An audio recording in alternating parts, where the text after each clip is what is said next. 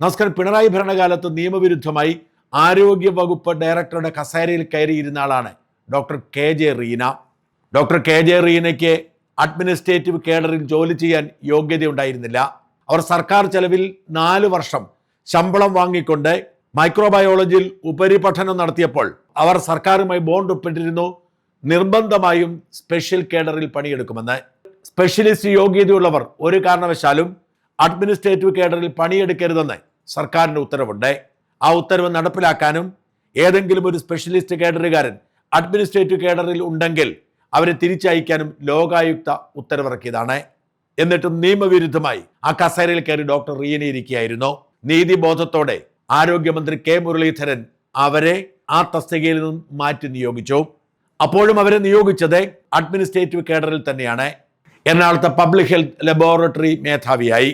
വാസ്തവത്തിൽ നിയമപരമായി ആ കസേരയിൽ ഇരിക്കാൻ പോലും അവർക്ക് അർഹതയില്ല. അഡ്മിനിസ്ട്രേറ്റീവ് കേഡറിൽ നിന്നും ഒരാൾ സ്പെഷ്യൽ കേഡറിലേക്ക് വരുമ്പോൾ അയാൾ ജൂനിയറായി തുടങ്ങണം എന്നാണ് വകുപ്പ്. എന്ന് വെച്ചാൽ ഡോക്ടർ റീന ഇരിക്കേണ്ടത് ഏറ്റവും ജൂനിയറായുള്ള പദവിയിലാണ്.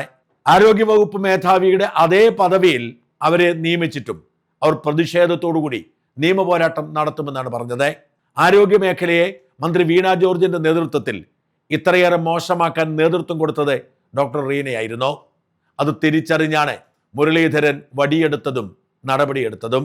ബഹുമാനപ്പെട്ട കേരള ഹൈക്കോടതി ഡിവിഷൻ ബെഞ്ചിന്റെ ഇടപെടലിനെ തുടർന്ന് ഡോക്ടർ റീനയ്ക്ക് ആരോഗ്യവകുപ്പ് ഡയറക്ടർ സ്ഥാനത്തേക്ക് തിരിച്ചു വരാൻ കഴിയാതെ വന്നപ്പോൾ സോഷ്യൽ മീഡിയയിൽ ഉണ്ടായ ആരവം ഒന്ന് ശ്രദ്ധിക്കേണ്ടതാണ്.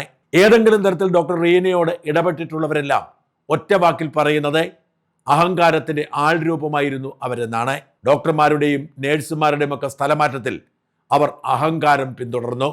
ഏതെങ്കിലും ഒരു നഴ്സോ ഡോക്ടറോ അവരുടെ ജീവിത സാഹചര്യത്തെക്കുറിച്ച് വിശദീകരിച്ചാൽ അവരെ പരമാവധി ഉപദ്രവിക്കുന്നതായിരുന്നു ഇവരുടെ രീതി. പ്രസവാനുബന്ധമായ പരാതിയാണെങ്കിൽ എന്തിനാണ് പ്രസവിച്ചത് എന്ന് ചോദിക്കുന്ന അഹങ്കാരം കലർന്ന രീതി. അതുകൊണ്ടാണ് സോഷ്യൽ മീഡിയയിൽ അടിമുടി ഡോക്ടർ റീനയുടെ വീഴ്ചയിൽ ആഹ്ലാദ പ്രകടനം നടക്കുന്നത്. ഡോക്ടർമാരും നേഴ്സുമാരും മാത്രമല്ല, സകല ജീവനക്കാരും ഒരുമിച്ച് ആരോഗ്യമന്ത്രി മുരളീധരനെ കൈയടിക്കുന്നു. എന്തിനേറെ രാഷ്ട്രീയ എതിരാളിയായ മുൻ മന്ത്രി കെ ബി ഗണേഷ് കുമാർ പോലും പറഞ്ഞു ഇതുപോലെ അഹങ്കാരിയായ ഒരാളെ കണ്ടിട്ടേ ഇല്ലെന്ന്. സർക്കാർ ഇതൊരു നല്ല കാര്യങ്ങൾ പറഞ്ഞുതരാം. ഈ DHS മാറ്റിയത് ഉള്ള കാര്യം പറയണമല്ലോ. കെ മുരളീധരനെ അക്കാര്യത്തിൽ ഞാൻ അഭിനന്ദിക്കുന്നു. കാരണം DHS വളരെ നിയമസഭാ കമ്മിറ്റിയോട് പോലും ധിക്കാരപൂർവ്വം പെരുമാറുന്ന ഒരു ഡോക്ടറായി. കാരണം വെച്ചാൽ അവരെ ഞാൻ നിയമസഭാ കമ്മിറ്റിയിൽ അംഗമായിരുന്നു, ചെയർമാനായിരുന്നു പെറ്റീഷൻ കമ്മിറ്റിയുടെ. നിയമസഭാ കമ്മിറ്റിയെ എല്ലാ ഉദ്യോഗസ്ഥരും റെസ്പെക്ട് ചെയ്യാറുണ്ട്. ഇവർക്ക് യാതൊരു റെസ്പെക്റ്റും ഇല്ല. നിയമസഭാ കമ്മിറ്റിയുടെ ഒരു നിർദ്ദേശവും അവർ അനുസരിക്കത്തില്ല. ഇവർ വളരെ ധിക്കാരപൂർവ്വം പെരുമാറും എന്നുള്ളത് എനിക്ക് നേരിട്ട് അറിയാവുന്നതുകൊണ്ട് പറഞ്ഞത്. ഇത് പേഴ്സണലാണ്. നിയമസഭാ കമ്മിറ്റിയുടെ ചെയർമാൻ ആയിരുന്നുള്ളതാണെന്നുള്ളതിൽ അവരെക്കുറിച്ചുള്ള ഒരു പേഴ്സണൽ അഭിപ്രായം. ഇവിടെ നിങ്ങളത് വിവാദമാക്കാൻ ചിലർ ശ്രമിക്കുന്നുണ്ട്. അതിൽ വിവാദമാക്കേണ്ട കാര്യമില്ല. അതിൽ ശ്രീ കെ മുരളീധരൻ പറയുന്നത് ശരിയാണ്. കാരണം അവര് മന്ത്രിയെ പോലും അനുസരിക്കും. നിയമസഭാ കമ്മിറ്റിയെ ബഹുമാനിച്ചില്ല എന്ന് പറയുമ്പോൾ പിന്നെ മന്ത്രിയെ മൈൻഡ് ചെയ്തില്ല എന്ന് പറയുന്ന അർത്ഥം.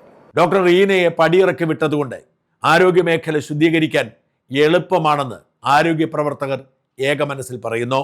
എൻ്റെ ഒരു സുഹൃത്ത് എനിക്ക് അയച്ച ഒരു ശബ്ദരേഖ കേൾക്കുക. അയാളുടെ ജീവിതാനുഭവമാണിത്.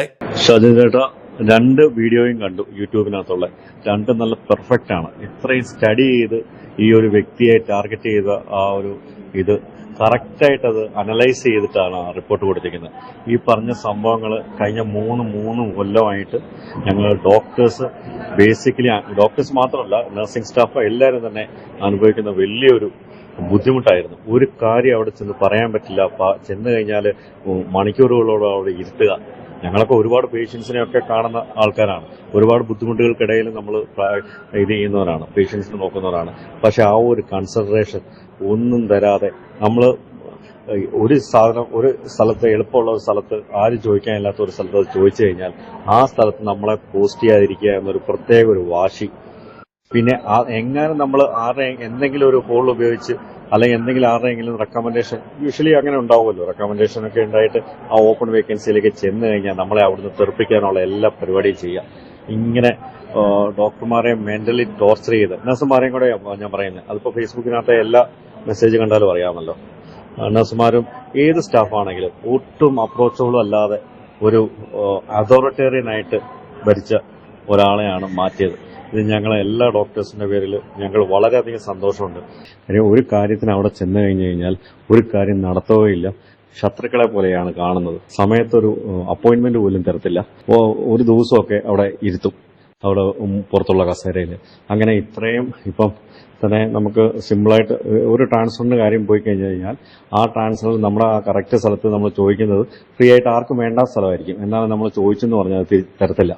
അത് ഇത്രയും വളരെ മോശമായ ആളുകളോട് പെരുമാറുകയും ഇത്രയും അഹങ്കാരവും ഇത്രയും ധാർഷ്ട്യമുള്ള ഒരാൾ ഈ കേരളത്തിൽ ഏതെങ്കിലും സർവീസിൽ പോലും ഇങ്ങനെ ഉണ്ടാവും തോന്നില്ല.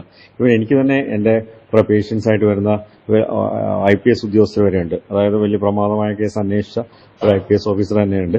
അദ്ദേഹം പോലും ഇവരെ അറിയാം.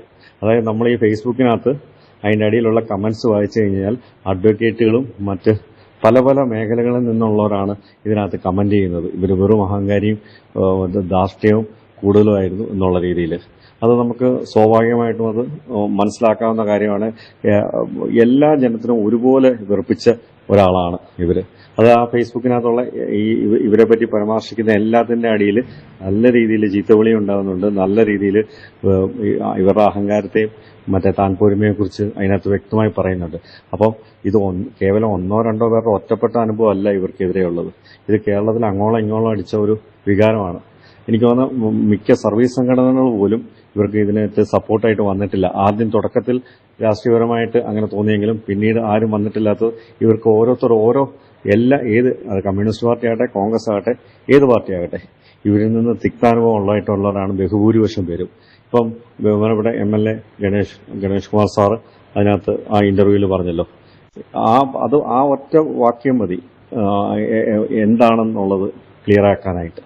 എന്തായാലും വളരെ നല്ല കാര്യമായി ചെയ്തു പോയത്. ഹെൽത്ത് സർവീസിനെ രക്ഷിക്കാൻ വേണ്ടിയിട്ട് ഒരു വലിയൊരു കാര്യമാണ് ഇത് ചെയ്തത്.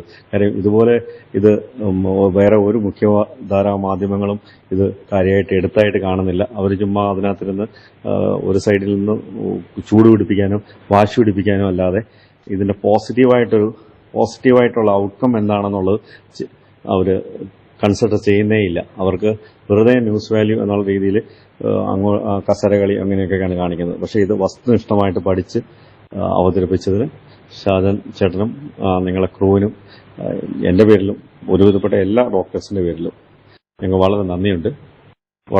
Keep the good work. ഇത്തരത്തിൽ പൊതുവികാരം ഡോക്ടർ റീനയ്ക്കെതിരാണ്. താൻ വന്ന വഴിയൊക്കെ മറന്ന് ആര് അഹങ്കാരത്തിന്റെ കൊടുമുടിയിലേക്ക് ചവിട്ടിക്കയറിയാലും അവർക്ക് എന്ത് സംഭവിക്കും എന്നതിന്റെ ഉദാഹരണമാണ് ഡോക്ടർ റീനയ്ക്ക് സംഭവിച്ചത്. ഇവിടെയൊന്നും അവസാനിക്കാൻ പോകുന്നില്ല. ഡോക്ടർ റീന അഹങ്കാരത്തിന് അനുഭവിക്കേണ്ട ഫലം.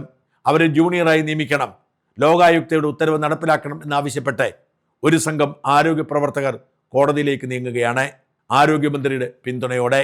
പിണറായിയുടെ ഭരണകാലത്ത് ആരോഗ്യവകുപ്പിനെ കുട്ടിച്ചോറാക്കാൻ അഹങ്കാരത്തോട് കൂട്ടുനിന്ന അധികാരം മുഴുവൻ തന്റെ കാൽക്കീഴിലാണ് എന്ന് ധരിച്ച വശായി ആരോഗ്യമേഖലയെ തച്ചുടയ്ക്കാൻ നേതൃത്വം കൊടുത്ത ഡോക്ടർ റീനയുടെ ഈ അവസ്ഥ ശത്രുക്കൾക്ക് പോലും ഉണ്ടാവാതിരിക്കട്ടെ എന്ന് പ്രാർത്ഥിക്കാം.